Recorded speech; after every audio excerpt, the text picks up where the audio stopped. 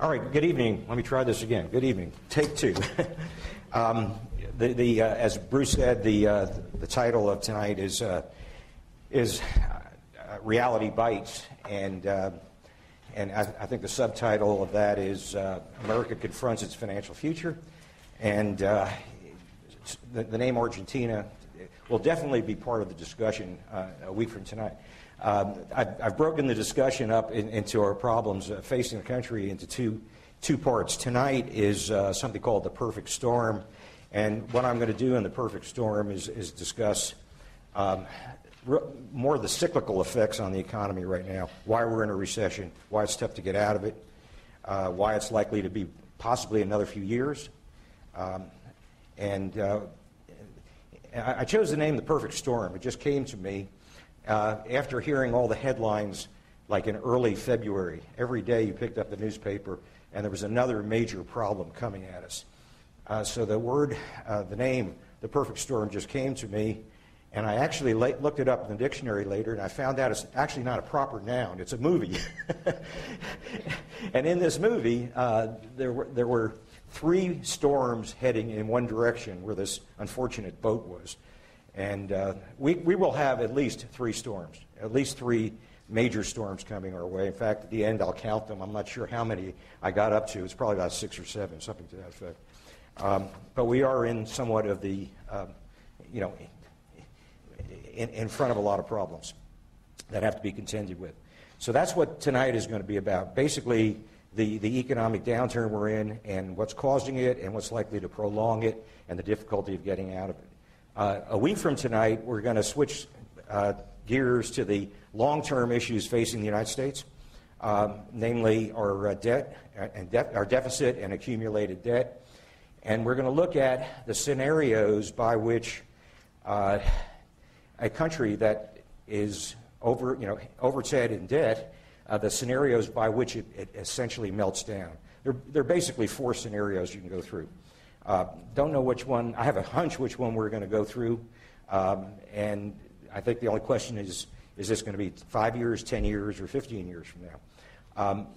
Basically, that idea was way off in the horizon in my thinking, except that, as we all know, we've been picking up the newspaper every day and finding out what's happening in Greece. And Greece is a developed country like the U.S., and it turns out there's not only the issue of Greece, but all of the other, what they call the olive belt in Europe, or the pigs. The pigs are, quote, Portugal, Ireland, Greece, and Spain, and Italy thrown into it. So there's 2 eyes in there, I guess. So basically, we're going to go down we're going to have the same problem. And by them hitting the wall well before we're going to hit the wall, it accelerates the process by which we hit the wall. Because the market will turn against us because they're going to see the routine of what happens when a developed country can't service its debt. So I think that issue, which I thought was a much longer-term issue, it could be in our path a lot sooner than we expected. Basically, I thought it would be the end of this decade. But if indeed we do have some of these meltdowns in Europe, then it's going to come to us a lot quicker. The reason being that the market's going to start pricing it because they understand the routine that they're going to see it. So that's what next session is about as compared to this session. Before I get going, there's some preliminary things I meant to say. First of all, the material is going to be on, and it is on, www.louspellman.com, and I do a market update probably about twice a month or so, and I'm on a new platform now where you can more easily navigate through. There's a section for videos, there is a tab for market updates, there's a tab for videos, and there's a tab for what I think are significant readings that you ought to take a look at. And if you wish and if you'd like, you could sign up so we could send you an email when something new has been posted of relevance. I don't think it's going to come more than twice a month. It's not going to be something that's bothersome. It's not going to be daily, certainly. And certainly, if you don't care to receive it any longer, you can unsubscribe. There's also a method to forward it to someone else you think might be of interest to them. Also, in the other preliminaries that I skipped over, we have a microphone over there. And in the tapes, when I did this June series, we were having spontaneous questions. and unfortunately it gave us a lot of problems in that we had to edit later because the questions did not get picked up on the tape, and it didn't get, and we had to go through the tape and exclude the dead air during the questions. So what I'd like you to do is hold your questions to the end, if you would. There's a microphone here. You can come up here, and you also will be on tape. So that's the procedure. Unfortunately, that's being imposed on us by the technology. Okay, let me proceed. The first part, again, is the situation we're in. I conceived of this early February, when the news was coming out every day of yet new problems hitting us. And the ones that hit me, and there's a long list of them, first of all, we were at 10% unemployment. We're probably at 9.7, and there's some question about whether or not we're going back to 10. So we have a major unemployment problem. It was so much so that we found that the first stimulus bill didn't work sufficiently well, that what was proposed is a second stimulus bill called the Jobs Bill. And it's going to be another problem. Well, I'll get to what happens when we do government spending. We add a lot of debt and very little income when we do that. But the situation was distressed enough to warrant discussion of a jobs bill. Then on top of that, the news came out of the serious delinquencies of residential mortgages. As a matter of fact, I think the number is about 9.5% of residential mortgages in the U.S. are seriously delinquent, which I presume is 90 days or worse. So basically, we're going into that time frame when the financial institutions are going to have to deal with it one way or another. And I think I know how they're going to deal with it. But the point is they're going to take write-offs, so we're going to have some losses. Then on top of that, the news of the commercial real estate market is pretty overwhelming. The number, the size of the real estate building in the boom of 2003 to 2007 was extreme. Most of the financing for commercial real estate had maturities of anywhere, or terms of the loan, anywhere from 3 to 10 years. And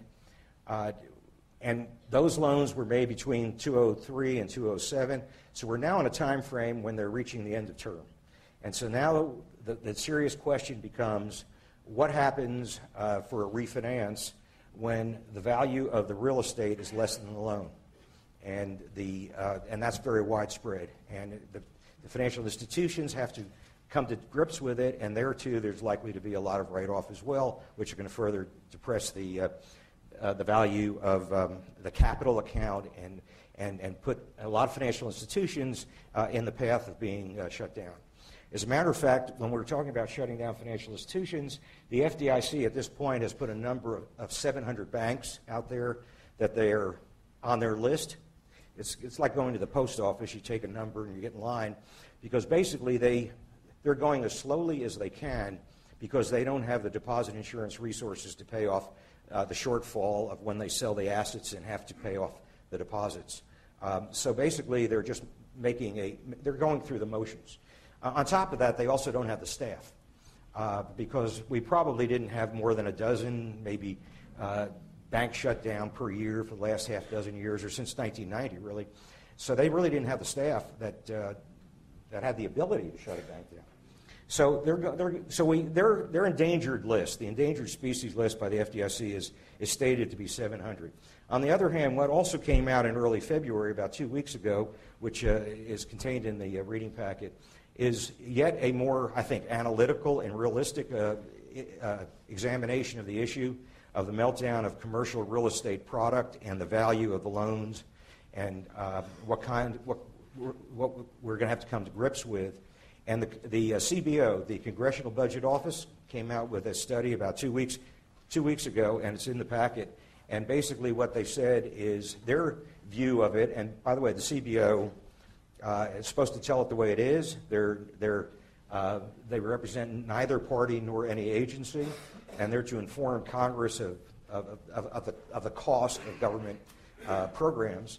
And they came up with the number that the endangered list that they expect to see is, I think the number was 2,988 banks out of 8,000 in the country. So that's basically 3,000 banks out of 8,000 banks, which is like 37% of the banks. Most of those banks are the smaller banks, the country banks, and basically they're in the radar. They're on the radar screen in the next 4 years, anywhere between 2010 and 2014, whenever those loans are come to term. Now those foreclosures could occur sooner if indeed the commercial real estate cannot service the debt. As long as they can service the debt, they can keep going if the market value of the asset is less than the loan against it up until the point when the loan is due. And then we run into law, which means they have to, by law, have an appraisal. And basically, we've been going through a process. Many of you probably have heard the term, which is called extend and pretend. Extend and pretend is pretend the value is there in the property and extend the loan, because not only will everyone is better off, and they're all a part of the conspiracy.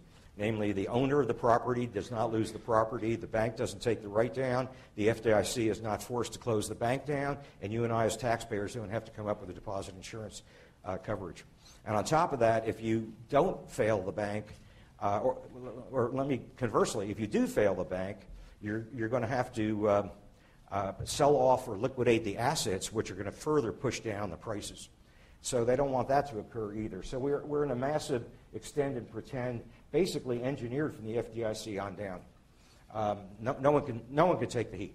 No one can take the heat. And it's not unlike previous banking crises where like in the S&L industry in the 1970s, those S&Ls were insolvent on a balance sheet basis for about a decade and a half before they no longer could service the cash flow. What puts you over the top is when you can no longer service the cash flow.